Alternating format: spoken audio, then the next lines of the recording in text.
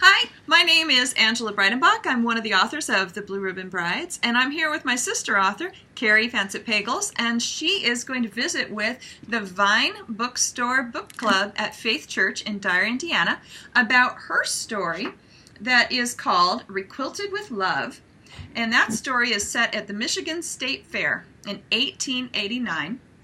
Mistaken identity leads Grant Bentley to help Sarah Richmond with her quilt display at the state fair. But when he learns she lost 2 fiancés to accidents, can he dare tell her of his real job as a balloonist? Or will the revelation of danger cause her to flee from their developing romance? And a little bit about my friend Carrie. She is a PhD, and her Hearts Overcoming Through Time is an award-winning, multi-published Christian historical romance author. 25 years as a psychologist didn't cure her overactive imagination. Although a Yooper by birth and a Michigander, she currently resides with a family in Virginia. You get around, girl. She's a self-professed history geek. Carrie loves to read, bake, bead, and travel, but not all at the same time. Yep. You can find her on her website at carriefacetpagels.com, spelled CarrieFancettPagels, or on her 2 group blogs, overcomingwithgod.com and colonialquills.org. So Carrie, meet the ladies of the Vine Book Club. Ladies, meet Carrie, and I'm going to back out of the video so you all can visit. Thanks, Angie, and thank you everybody for having me visit with you. And when Angie says stretch, well, I have rheumatoid arthritis, so if you see me trying to stretch, it's going to be very stiffly. But I'm glad to be here and I'll learn more about Skype. And that's my story here. And I sent a signed copy like this up there with a quilted throw. My mother was a quilter. And I was a 3-time fiance. Wow. Took 3 times for it to stick. So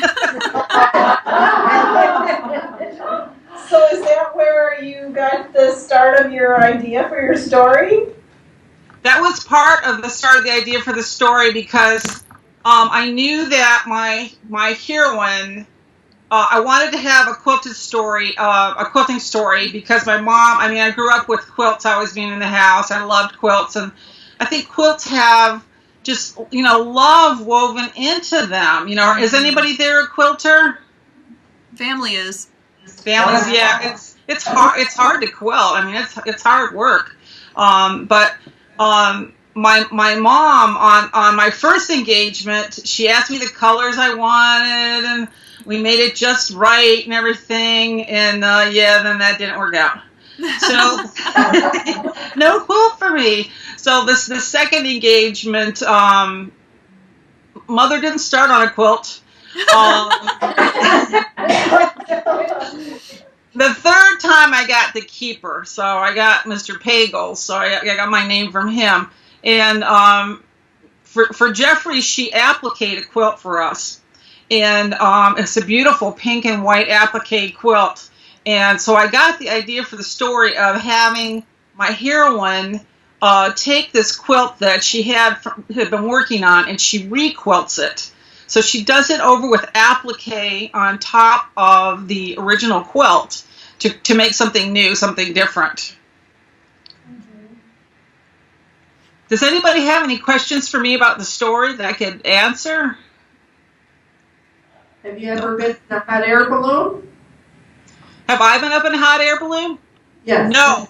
Jeffrey Pagels says absolutely not. He will never let me go up in one. I asked him to. I asked, could we, for research, go up in a hot air balloon? Because we had friends that had been up in a hot air balloon for their anniversary. And Jeffrey's like, are you crazy, woman? There is no way I'm taking you up in a hot air balloon. And we were on this long trip from, we had a funeral in Florida, and we live in Virginia. And so it was a long trip down to Sarasota, Florida, and for a family member. And so on the way back, we started researching the hot air balloons. And my son is 14, and he's into all that history stuff. We're all pretty much history geeks, but we just kept searching and searching, and we just finally got to the point where we were saying, like, I'd read these research articles, or Clark would pull up on his phone, and it would be like, so-and-so did a hot air balloon, turn of the century, and then he died. Died in a crash. It was like, and each one, we finally just got to it. We'd read part of the article and then hold out the hand and say, okay, and then they crashed and died. Okay. So, when I was researching the story, I imagined that this could be a very dangerous type of thing to do, and that my heroine would not want to deal with that at all, because she'd already lost 2 fiancés, and she sure didn't want to lose her third fiancé. No way. When she finds, or she wasn't yet her fiancé, but she didn't want to lose this man she's falling in love with. And I did not realize, though, that just truly how terrifically dangerous it was. I really didn't, until I threw myself into the research for this thing, and we just spent hours on it, and everything we found said, not a good plan. Oh my goodness. So I'm from Michigan. I grew up there, and I go there a lot now. But I'm wondering how you decided to pick Michigan as the scene for the state fair. Oh, I really, miss Michigan. We try to come up in the summer. I have a novel coming out this summer called My Heart Belongs on Mackinac Island. Maud's Mooring, that's with Barber. It's part of a new line that just launched. And, my heart really does belong up there. I grew up in the UP. The reason I picked that particular fair is because the research on it, the research for one thing, that fair was supposed to be the fair to become the beginning of the Michigan State Fair always being in Lansing, in the capital. They spent a ton of money on this thing, and online you can find all kinds of research for it, and so that really fascinated. Plus, I love the turn of the century, all just the beautiful things. They had pavilions, they had all this just beautiful stuff that I thought that draws you into the scene. Plus, when I was researching one of the turn of the century Detroit fairs, I got into there, and it was depressing, frankly. You had a lot of freak shows, and you had a lot of carny stuff, and I'm like, that is not my thing. Thanks for that question. I think what's kind of strange is I lived there all that time, and I lived in East Lansing for 5 years, and I know nothing about the state fairground there. And that the only state or county fair I've been to is in Benzie County. So the site part was very intriguing for me. It's at the old Oldsmobile plant down by the river. That's where it was. What used to be the Oldsmobile plant, yeah. It's before that. Wow. That's an interesting thing, to build a factory at the fairground. Now, Carrie, you sent your bookmarks for your Mackinac Island. She sent a bunch of stuff. We haven't had a chance to show all the ladies, but I just passed them out. So thank you, and thank you for all of the gifts that you sent. It was very exciting. You went above and beyond, and we're so grateful for that. Thank you. Oh, you're welcome. I'm glad they got there okay. Oh, absolutely. Yeah. And we haven't drawn. We're doing drawings with the name, so I can't wait till they see what you sent. Fantastic. Yeah. My debut book, you asked about Michigan. My debut book was actually in Virginia, and it was this book right here. Oh. Return to Shirley Plantation. And it's been 3 years since it came out, but boy, a lot has happened in the last 3 years. I'm about to get my 10 romance book pin from Romance Writers of America. Oh, 3 years. Yeah, so I'm really proud of that. Thank you. Funny thing is, I didn't know there were those, so I'm up to 15, and I had no idea I was supposed to get a pin. Oh, you have to ask them. You have to ask for everything. I know Andy. now, but I didn't know, and so that was really funny. So congratulations. It is a challenge to write that many books and to put them in different areas and things like that. It's really neat. So what's the next book that you have coming out, or the next project you'd like to tell us about? I have a book called Dime Novel Suitor, and that is going to be, and I'm sorry I don't have the cover for that in front of me. I might have sent postcards with it. I did send postcards with it. That's the seven brides for 7 mail order cowboys. Oh, And Yeah, when does that come out?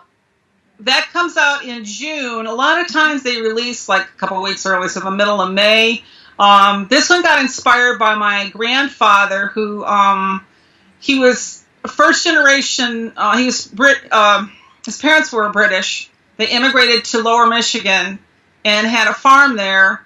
And after his first wife died, his childhood sweetheart, he went out west and he became a cowboy. So I never knew my grandfather. He died during World War II before I was born. He died hit by a drunk serviceman while my dad was serving overseas. Wow. So I never knew him. And my father came home an orphan from that war.